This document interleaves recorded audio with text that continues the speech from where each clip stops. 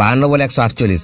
অভিষেকের ব্যাটে ধ্বংস বাংলা। 310 রান তুললেই রেকর্ড গোল পাঞ্জাব। বন্ধুরা আপনারা যদি দেখতে চান তাহলে ভিডিওটি শেষ অবধি দেখতে হবে। চ্যানেলটিকে সাবস্ক্রাইব করে একটা লাইক দিতে হবে এবং নোটিফিকেশন বেল আইকন দাবাতে হবে। বাংলার বিরুদ্ধে আছড়ে পড়ল অভিষেক শর্মার ঘূর্ণিঝড়।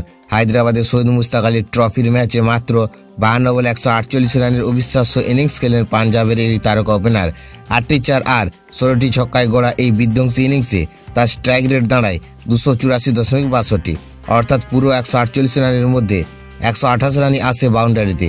এমন তাণ্ডব দেখে মনে হচ্ছিল হয়তো ডবল সেঞ্চুরিও করে ফেলবেন, কিন্তু 17.1 ওভারে আউট হওয়ার সেই স্বপ্ন পূরণ হয়নি। বাংলার বোলিং লাইন আপ একেবারে দুর্বল ছিল না। দলে ছিলেন মোহাম্মদ শামি, আকাশদীপ, শাহবাজ, কিন্তু তাদেরও রিয়াদ করেননি অভিষেক। শামি 4 ওভারে দিলেন 61 রান। তার 8টি বল খেলে অভিষেক মেরে দেন 2টি 4 এবং 3টি ছক্কা। সবচেয়ে খারাপ দিন কাটল ঋত্বিক চট্টোপাধ্যায়ের। তার 18 বলে 64 রান তুললেন অভিষেক।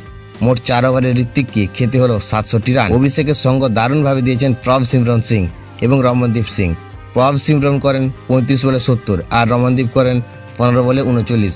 প্রথম ইনিংসে 76 বলে 205 রান তুলে পাঞ্জাব। সব মিলিয়ে 20 ওভারে 5 উইকেটে 310 রানের পাহাড় গড়ে তারা মাত্র 12 বলে অর্ধশত রান করে গুরু যুবরাজ সিংয়ের রেকর্ডও ছুঁয়ে ফেললেন অভিষেক।